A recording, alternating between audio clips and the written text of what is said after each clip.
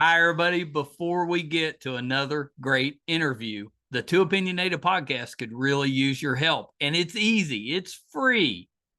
IMDb, which is the entertainment database, imdb.com, named us a top 100 podcast. We came in at number 82. That's a big deal because there's 15 million podcasts and growing. So to be named to anybody's top 100 list, pretty big deal for us. And the way you can help is to go to imdb.com, look up the Two Opinionated podcast, and that's it. Just bringing our page up. That traffic really helps us out. Our YouTube channel is MeisterCon Pod. All we ask is that you subscribe. It's also free, but that really helps us to attract these amazing guests that we keep bringing on the program. And that's it. Two easy ways for you to support us, and we would really appreciate the help. Now let's get to that interview. Hi, everybody. Welcome to another edition of Two Opinionated. I'm so excited today. I've got one of my favorite actors, Sean Kanan, with me. So welcome, Sean. Hey, buddy. How are you? I'm doing so good. My interview before this one that I just finished was with Kay Callan, played Okay. Martha Kent on Lois and Clark. And I'm pretty sure you were on an episode of that. I did an episode of Lois and Clark. I played a Nazi. I called my mom and dad up and I said, "You want the good news or the bad news?" Good news, I got this great TV gig. Yep. Bad news, I'm playing a Nazi. Yeah. Yeah, what did they think about that? Were they like, well, we're Jewish too, so I mean, it was surreal. I'll tell you. They had the entire backlot. I think it was on Universal, if I'm not mistaken. There were guys walking around dressed like brown shirts. There were banners up, and it was strange. I mean, once we were actually filming, it wasn't, because I mean it's a cartoon basically, but it was a little weird being on the back lot and seeing the streets made up to look like 1933 Germany, and of course me wearing a black Gestapo uniform. So yeah, that's one you probably can't hang on to for Halloween. no. Good observation. Well, so Sean, I know we got a bunch to get through, but let's start this way. I always love to hear, how you got into acting, why you wanted to go into acting. Such a difficult profession, but talk a little bit about that.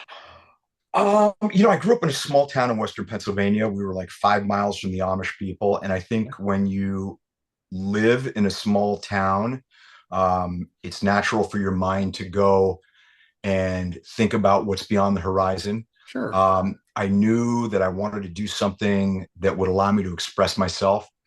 And I think from a fairly young age, from about 15 or 16, I knew I wanted to be an actor.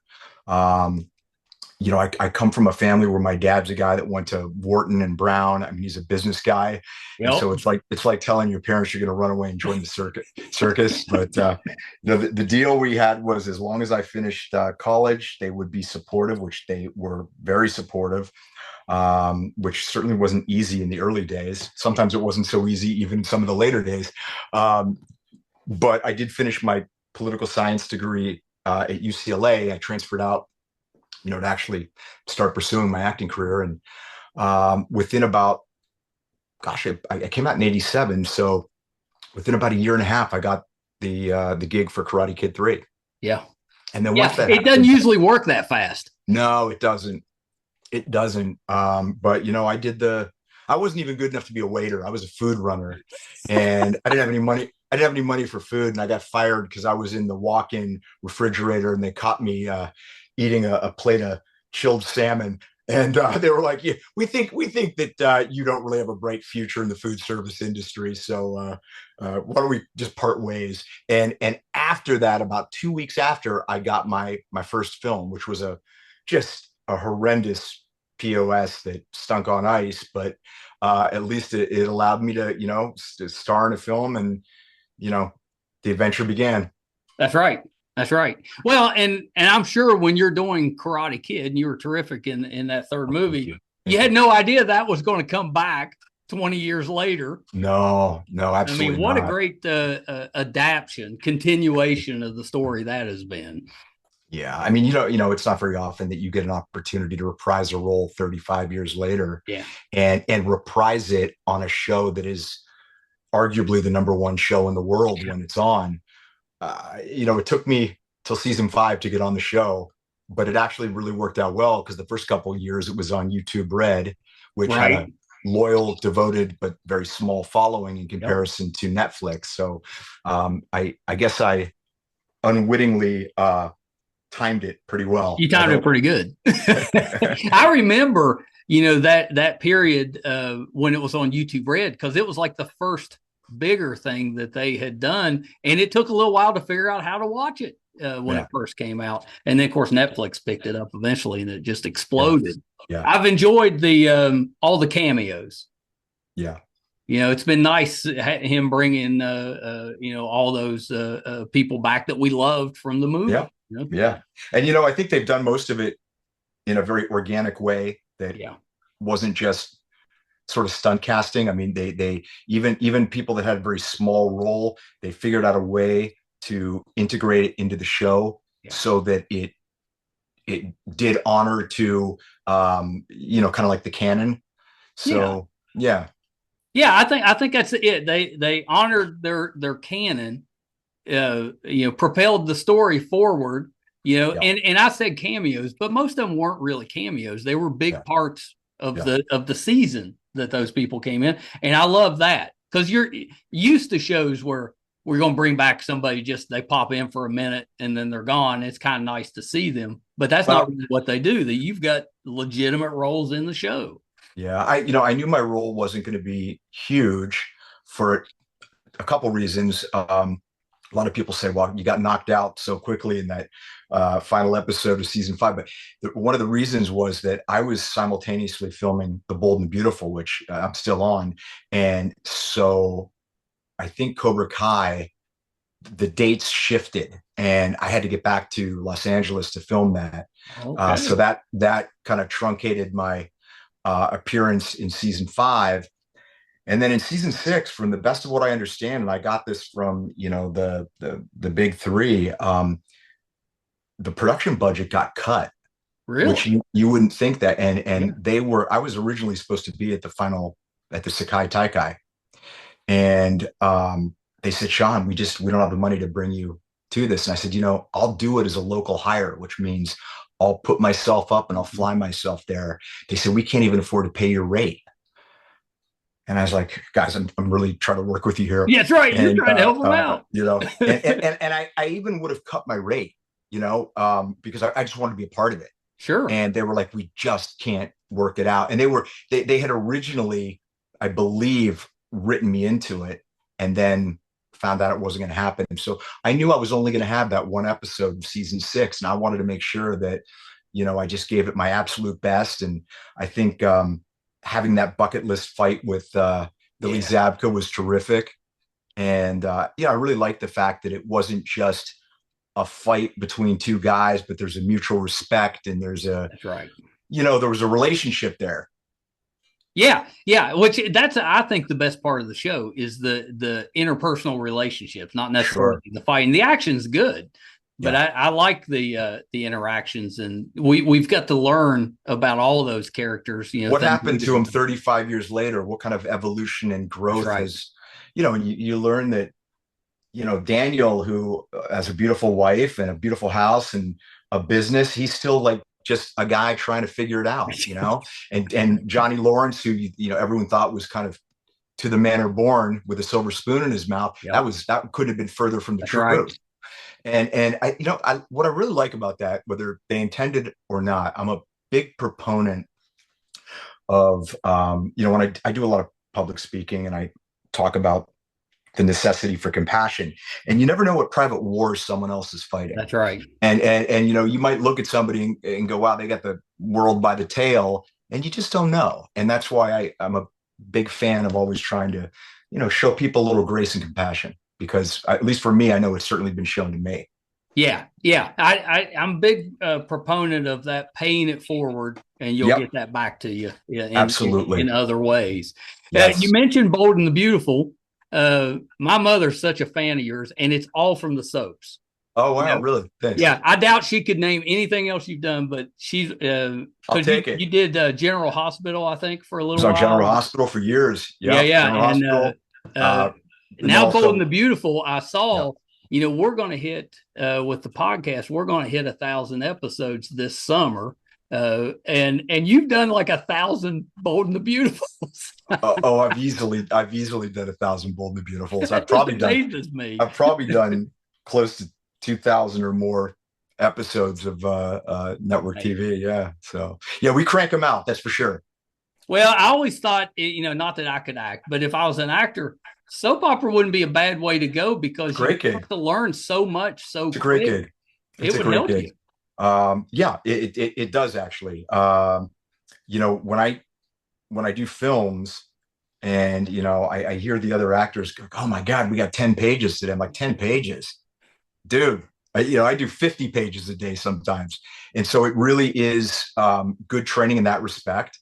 Yeah. And, it's a terrific job. I live 10 minutes from the studio by walking. Amazing. And I don't even take a car to work. You know what I do? I jump on a scooter and I can be at the we have a sort of secret back door at the studio that goes right up to where my dressing room is, and I can be there literally in 4.5 minutes. So it's a great gig. Not that I sleep in, but if I wanted to, I could. Yeah, that's amazing. We've got a studio here, Main Street, St. Albans, West Virginia, where we're at. And it's about 3 or 4 minute drive from the house. I could walk it. It'd take me maybe 15 minutes. I love that. Yeah. Are you anywhere near Wheeling, West Virginia? I've got a lot of family up there. That's more up in a corner. We're about 2 hours away. That's where our family business, which was it's a jewelry store business, began in Wheeling. Really? So I've been there many times. I had family there. Yep. Yeah. St. Clairsville's right across. Yep, we had one there too. Yep. Yeah. My family, I don't know if you've ever heard of Sistersville, West Virginia. It's about an hour from Wheeling. I know there's a joke there, but it's not coming to mind. It used to be a boom town. So it was a oil town, very rich town. So it's a town that's my grandparents were from there. There's mansions everywhere. But now the town's basically abandoned.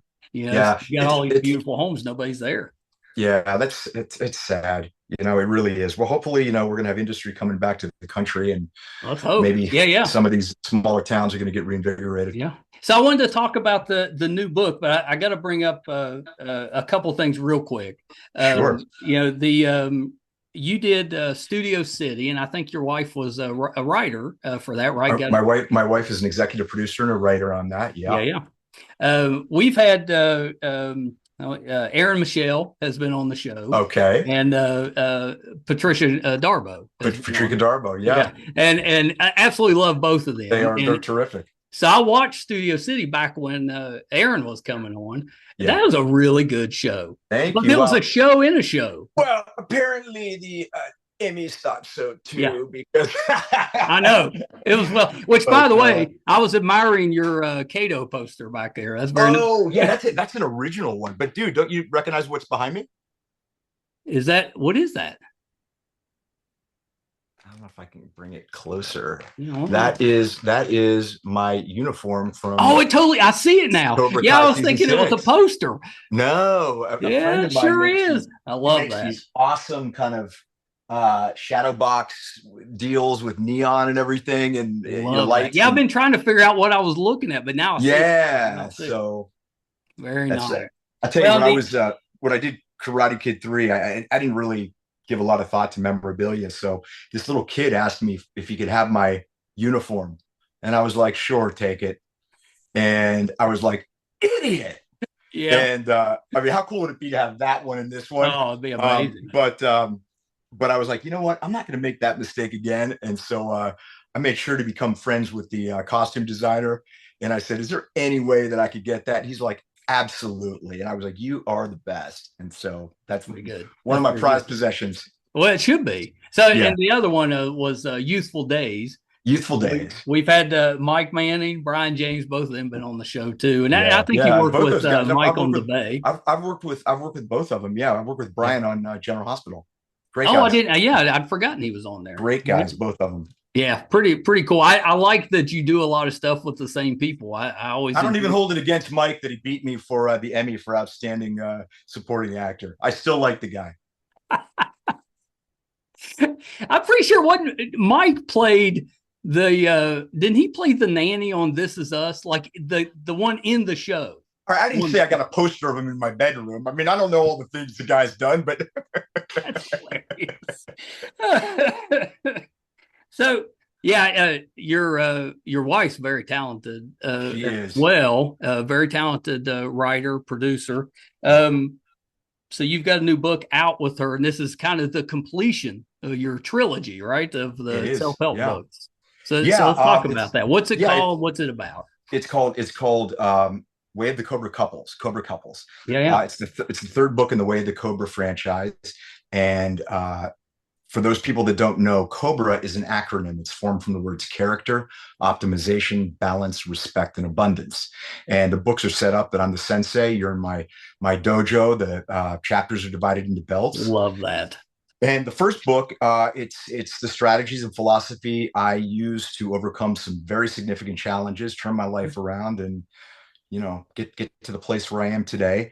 And the second book picks up where the second book's Welcome to the Kumite, picks up where the first one left off. And so, I hear from people almost every day around the world talking about how they've put the strategies into motion, into action, and they've changed their life. And I said, Michele, what if we took those and we applied them to relationships? We've had a 15-year relationship in Hollywood, which can be a bit of a jungle. It's not the Yeah. easiest place to have a marriage, and we've been very successful.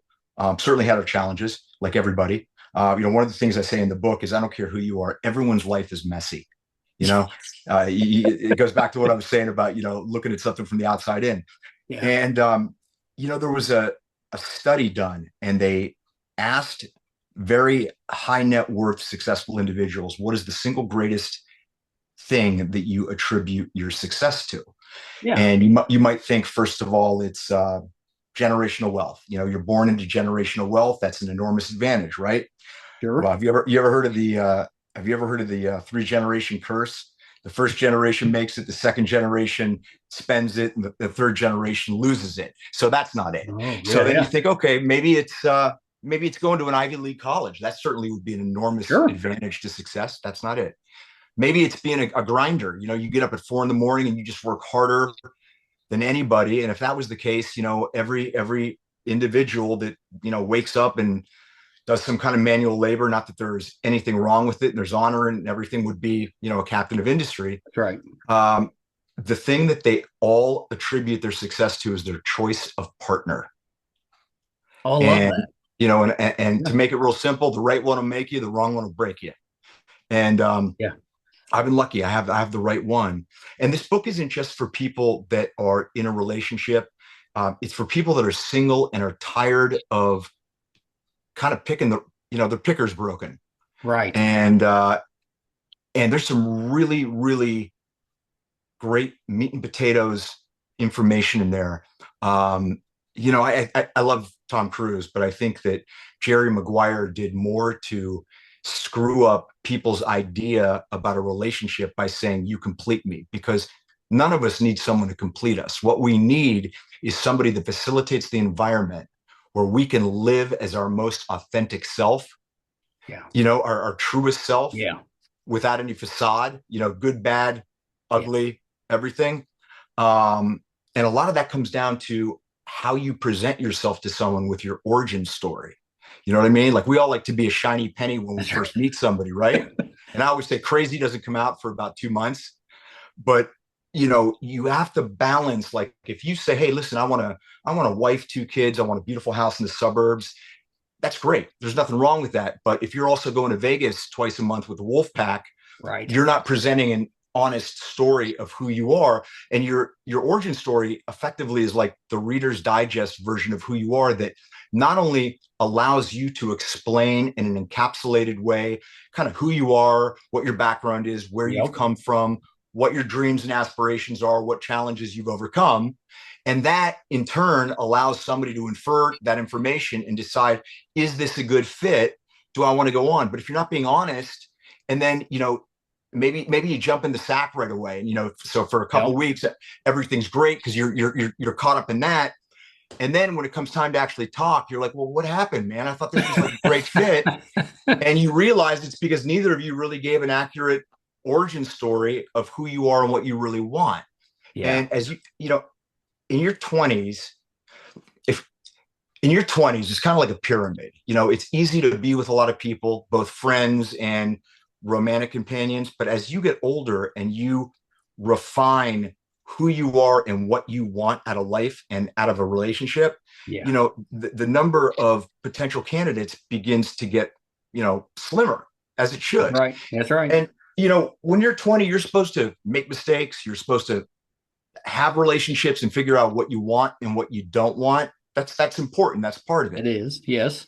But I talk about, I'm a huge proponent of the law of vibration, of all the universal laws. And the law of vibration really simply says everything is energy. Everything vibrates at the subatomic level, even a rock. Well, thoughts and emotions and words all vibrate. High vibration things are love and honesty and justice and empathy. And then low ones are jealousy and anger and all that sort of stuff. Yep. Well, the universe isn't fair or unfair. It just matches your vibration. So if you walk around all the time saying, God, I really want to make a ton of money, but I'm broke all the time. I can't pay my damn bills. All the universe hears is, oh, you're living in scarcity, not abundance. And it gives you more of it. And the very thing you don't want, you get more of, which is why I'm a huge proponent of living in gratitude and abundance. So here's my point. If you're out there just trying to meet a lot of different people, not form any significant connections and just sort of test the waters, which is fine. Sure. That's who you're going to attract. But when you decide I'm ready for a serious committed relationship, you're going to find that you're going to attract people that are like-minded and want the same thing. People always say to me, they say, wow, you must just have women coming on to you all the time. And I say, no, I say, I don't at all. And I'm not being modest or anything like that. And the reason is I don't put out that vibe.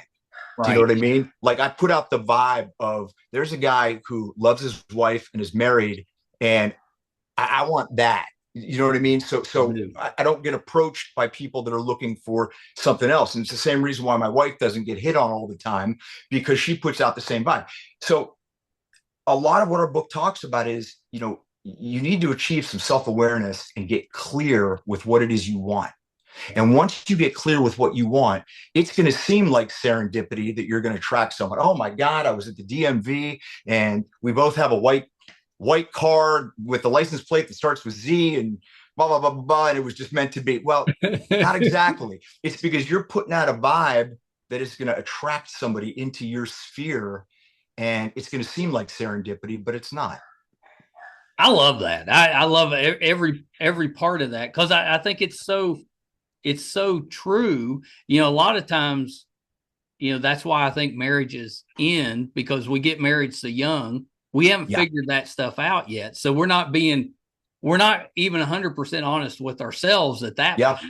And it makes it difficult to establish a relationship. So I love this viewpoint that you're coming into it being honest. I think there's another thing too, and this is kind of taking a left turn, but I think, I don't know how it is with women, but I think men often have a difficult time making the jump from boy to man. Yes. And that jump doesn't always happen. For me, it didn't happen until I was about 55, and I'm not bullshitting. Okay.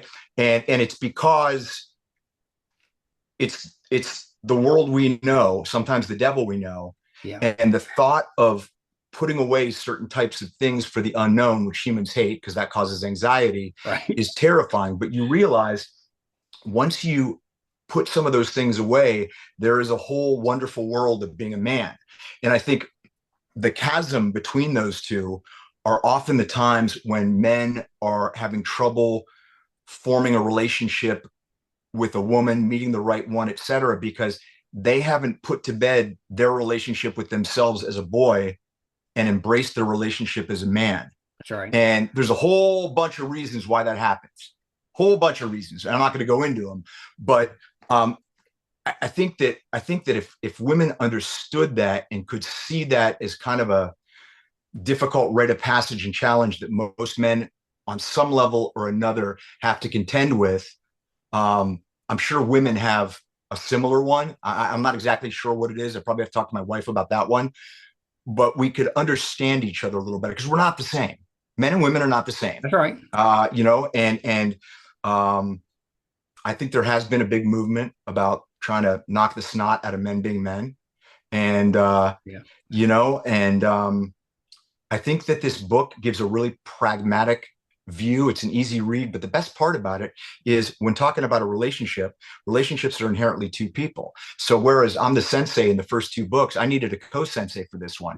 So you see what I write, and then in a different font, you see what my wife writes. And sometimes we agree and sometimes we don't agree. Love that. And you get a different perspective, because it would be, I don't know, I think it'd almost be arrogant of me to try and give a woman's perspective on things. And, a lot of guys out there might not have the opportunity to have a relationship with a woman with some wisdom that can give them this advice. And that's where Michele comes in this book. I mean, I sure wish I would have had that in my younger days. Yeah. I could totally see where that would be helpful, because as a young man, you have no idea what's going on in a woman's head. It's very confusing at that age. It is confusing. It's very confusing. So if you want to get unconfused, go to Amazon and look at the Way the Cobra books, Way the COBRA Couples. We just won the International Impact Book Award, which I'm very proud of. So, it's a real good read. And I'll tell you what, if you don't like it, I'll give you your money back. How's that? Well, you can't beat that. I can tell you, my son that does this podcast with me, he's a librarian during the day. So I can tell you that your books so he meets all the hot, smart girls. That's right. Yeah. Oh, he's not dumb. Wow. But your books are in the library here locally. So, are they? Good. Yeah. He puts them in there because we do that anytime we have somebody on the show. Oh, I love it. Thank you. Orders the books for the library. Oh, I'm honored. Thank you. Yeah. So if you ever go through Putnam County in West Virginia, stop by the library. Is that by chance where Putnam Press is? Who's a big publisher? Maybe not. I don't know. No. Okay. All right. Yeah, but he gets a big kick out of that. Wow. So he does the ordering for the local library system. So that's so cool. Yeah, awesome. Pretty good. I think this one, your other two books are terrific, and they're so helpful. But I really love the idea behind this one because it's so difficult to have that strong relationship for a lot of different reasons. And I think anything that can kind of help you navigate that a little bit, maybe give you some insight that you didn't have. I think, it's easy to say that communication is the foundation, and that's true. That is true. But you kind of got to break that down more. And one of the things that we talk about in the book is love doesn't conquer all. Your ships have to be sailing in the same direction. You have to have common goals. Yeah. But you have common goals for the relationship, but you also can't allow your individuality to disappear into the relationship. So Michele and I talk about, there's things that are our relationship goals. There's things that I want to accomplish that aren't necessarily as important to her, but she helps me. And things that are important to her, not necessarily as important to me. And it allows us to maintain our individuality while still, moving forward in the relationship. And that way, I guess the bottom line is it keeps you from developing resentment. I know I've talked to a lot of women and they're like, I just feel maybe overshadowed by my husband's career, or I feel, and sometimes it happens where the man is overshadowed by his wife's career. Yeah.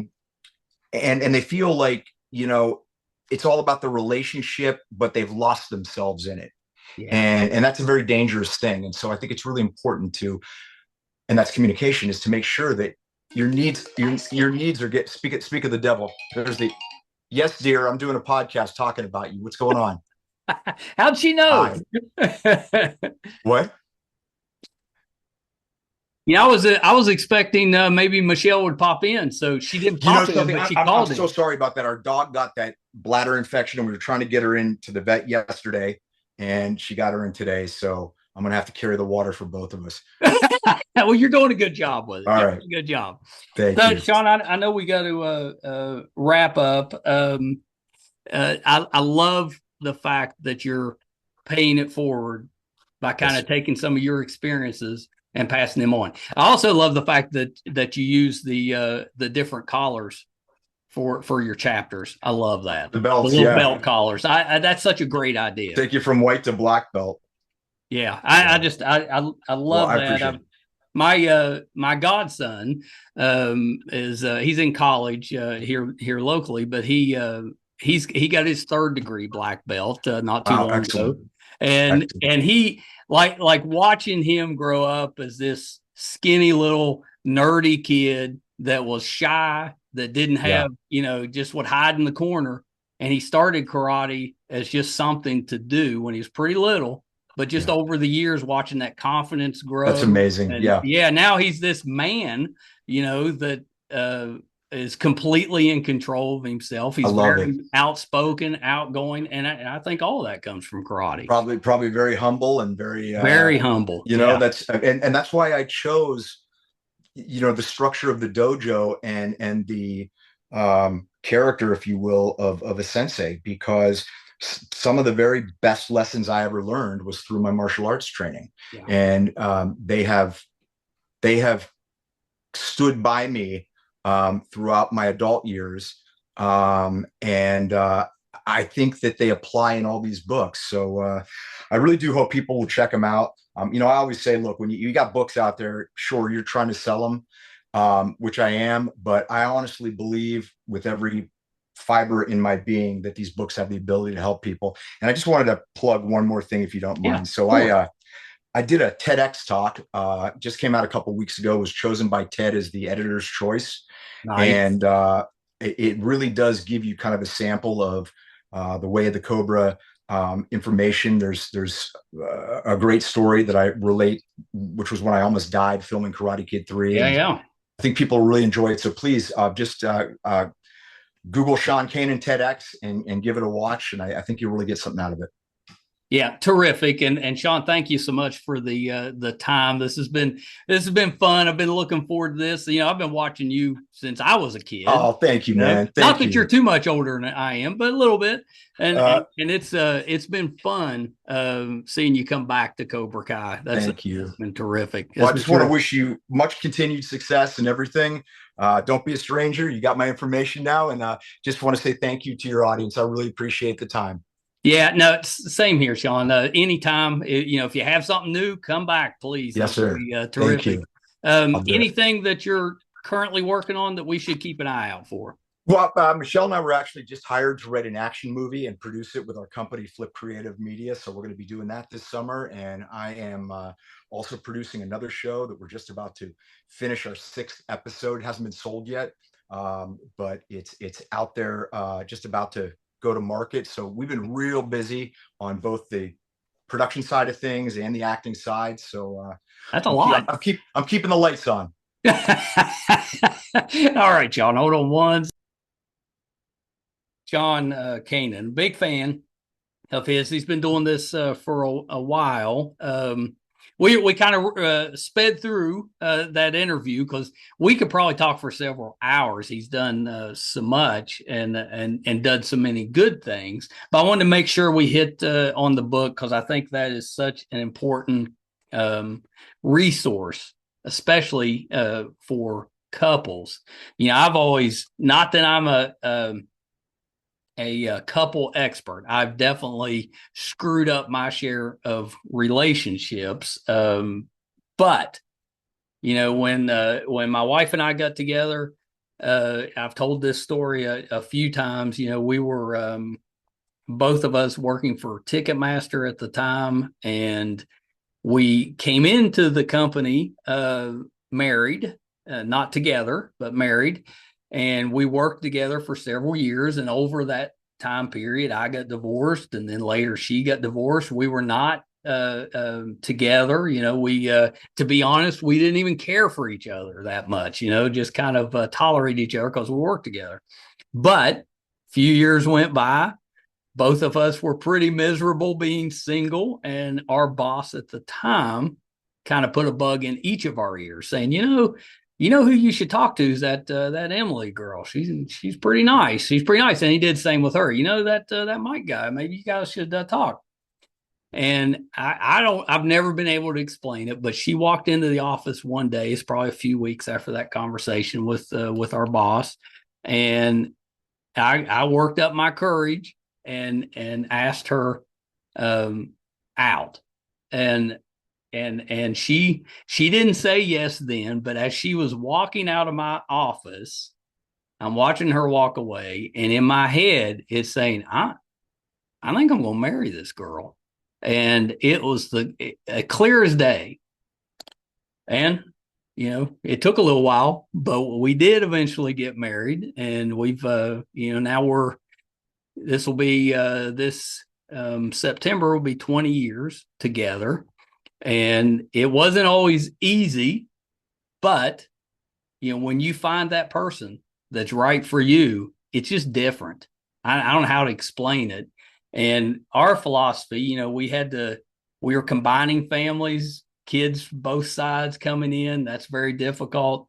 And we always took it that, it didn't matter what we did as long as both of us were doing something. So as long as we're splitting up the parental duties, the family duties, fairly equally, it didn't matter how we split them, who was doing what, but as long as it was split, then that would help. And, I've been honored to watch her career. She stayed with Ticketmaster. Live Nation bought them out. She's been with them for 25 years. She's now, over their compliance department globally. She's pretty high up in the company. And I've got to watch all of that and be a cheerleader and a supporter for her. And she has returned that through the years with my jobs, and now with this podcast, where we may not exactly understand what each other's doing, but we support what each other does.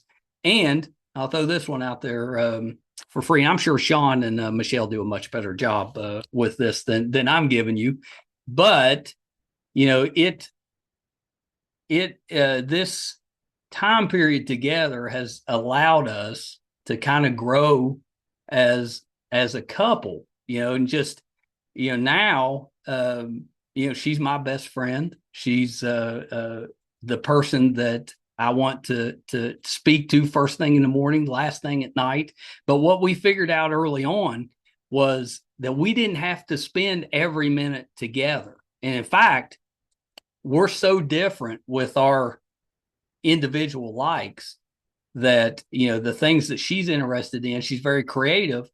Well, I'm not really like that. It's just different from what I like. So we kind of do our own thing. We're very supportive of each other, but we do our own thing, and then we come together at the end of the day or whatever it is, and we really enjoy the time together, and we can talk about our individual things. We're both passionate about what we do, and it works great. So I'm not sure if any of that means anything, but I don't know, felt appropriate to pass that on.